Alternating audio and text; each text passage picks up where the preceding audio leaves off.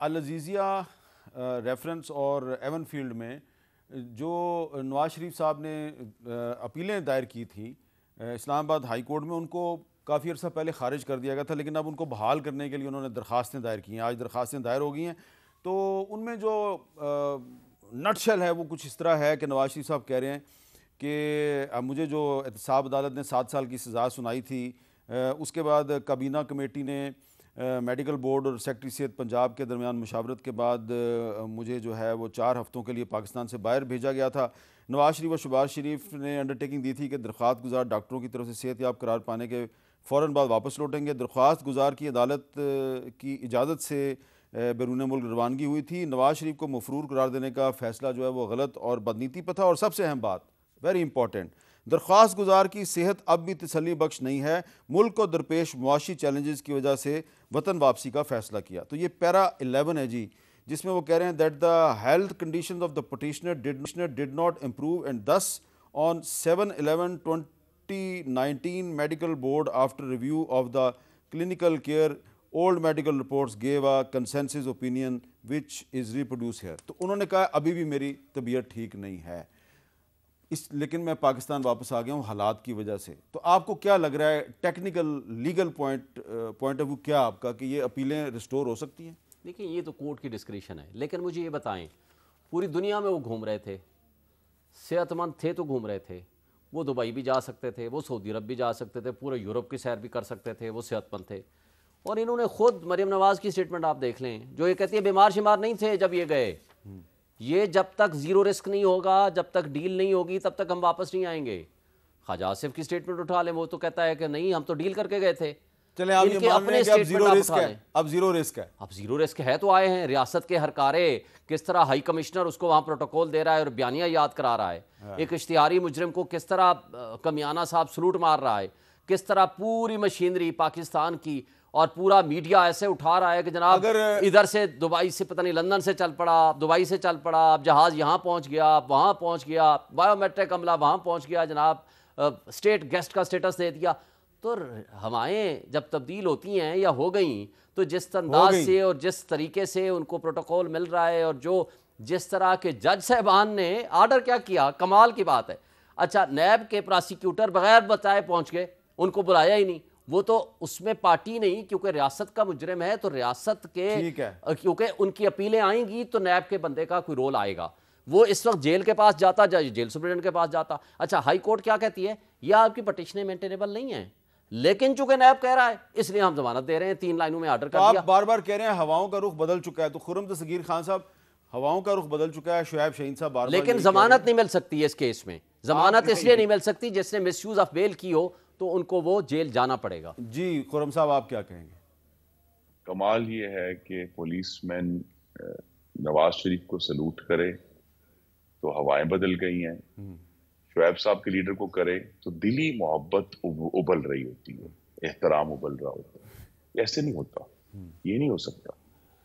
یہ باتیں جو نواز شریف عدالت میں گئے ہیں، ابھی شعیب صاحب نے کہا کہ جی پتہ نہیں کتنے 100 کیسز ہیں. جتنے بھی کیسز ہیں ان کیسز کا نمبر اس سے کم ہے جتنی پیشیاں نواز شریف نے صرف ایک کیس میں بھگتی ہیں. 250 پیشیاں بھگتی ہیں نیب کے کیس میں جو تھا 2018 میں. تو یہ جب کہتے ہیں کہ جی کمپرومائز یہ تو فیئر ٹرائل ملا نا، ہمیں تو وہ نہیں ملا. سنیے نا جی، سنیے میں بات کر رہا ہوں کہ کمپرومائز ججز کا نام لیا. تو پھر کیا جج ارشد ملک کمپرومائز نہیں تھے مرحوم، جن کی پوری ایویڈنس موجود ہے کمپرومائز کی؟ یہاں تو بڑا آسان ہے کہ بھئی وہ کمپرومائز جج جس کو کہہ رہے ہیں، بھئی وہ کیا کرے؟ آپ نے 42 پیشیاں کی ہیں، 39 میں سے جس کے اوپر الزام ہے وہ غیر حاضر ہے، تو اس نے پھر کوئی فیصلہ تو کرنا ہے. لیکن میں اس کا دفاع نہیں کر رہا. ایشو یہی ہے کہ ہم نواز شریف نے اس سے پہلے عدالت کے سامنے نہ صرف پیشیاں بھگتی ہیں، بلکہ جب عدالت نے انہیں ناحق سزا بھی دی 2018 میں، وہ ملک سے باہر تھے، واپس آئے اور انہوں نے اپنی بیٹی کے ساتھ وہ ناحق سزا بھی بھگتی ہے، جس کے اندر اب اس وقت وہ بیل پر ہیں ایون فیلڈ کیس میں. اب العزیزیہ کیس میں کمپرومائز ججز کی میں نے آپ کو بات بتا دی ہے. میرا سوال، کل جب وہ پیش ہوں گے تو یہ سارے معاملات دوبارہ سے کھل کر باہر آئیں گے. سوال میرا یہ ہے کہ کیا اب نواز شریف صاحب آئندہ آنے والے الیکشن میں حصہ لے رہے ہیں یا نہیں لے رہے؟ آپ کو کیا لگ رہا ہے؟ جی، عدالت جس طرح وہ عدالت کی اجازت سے گئے تھے، عدالت کی اجازت سے آئیں گے, عدالتی فیصلے انہیں اجازت دیں گے تو وہ انشاءاللہ حصہ بھی لیں گے, مسلم لیگ نون کی قیادت بھی کریں گے, اور اللہ نے چاہا تو چوتھی دفعہ پاکستان کے وزیر اعظم بھی بنیں گے. عوام کا رخ تو بدل گیا ہے بظاہر یہ لگتا ہے. ان کی آپ نے سٹیٹمنٹ نہیں دیکھی, آپ نے ان کے انداز, طور اتوار, ان کے جو سٹائل, آپ کا میڈیا کا پروٹوکول, اب اور آپ ساری ذہنی طور چیزیں. پہ تسلیم کر چکے ہیں کہ نواز شریف صاحب چوتھی دفعہ پرائم منسٹر بن رہے ہیں؟ نہیں, اس لیے کہ عوام نے بھی تہیہ کیا ہوا ہے کہ ہم نے ان کو نہیں آنے دینا. عوام نے تہیہ کر لیا, عوام نے تہیہ کر لیا. جو عوام کو جس طرح دبانے کی کوشش ہوئی تھی مشرقی پاکستان میں, انہوں نے 161 سیٹیں دی تھیں نا بالآخر, اسی شیخ مجیب الرحمان کو دی تھیں. پھر اس کے اوپر فورس استعمال ہوئی, ان کو ملک الگ انہوں نے بنایا.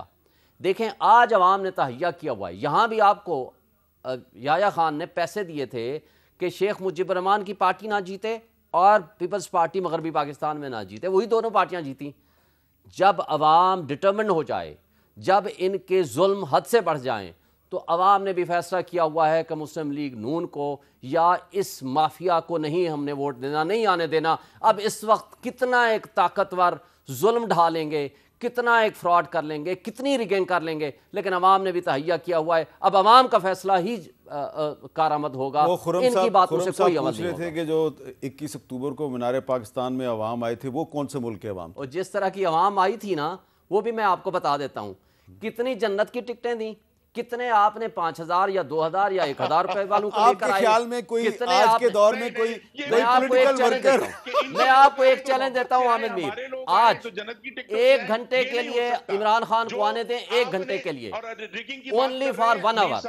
اور اگر اس سے 10 گنا بڑا جلسہ نہ ہوا صرف لاہور کا, میں آپ کو خرم صاحب اسکائپ پہ ہیں, جو 2018 کی سخت ترین ریگنگ تھی اس کے قریب تو کوئی پہنچ ہی نہیں اچھا سکتا. مسئلہ یہ ہے ان کے مخالفین کو گرا کر پوری ریاست جو ہے ایک جماعت کو منتخب کرانے پر تیار تھی. ایک ٹیکنیکل ایشو ہے, ٹیکنیکل ایشو یہ ہے کہ خرم صاحب اسکائپ پہ ہیں, تو اسکائپ پہ جو کراس ٹاک ہوتی ہے نا, تو اسکائپ پہ آواز میں گڑبڑ ہو جاتی ہے. یہ ایک ٹیکنیکل پرابلم ہے, اس کا ہمیں خیال رکھنا چاہیے.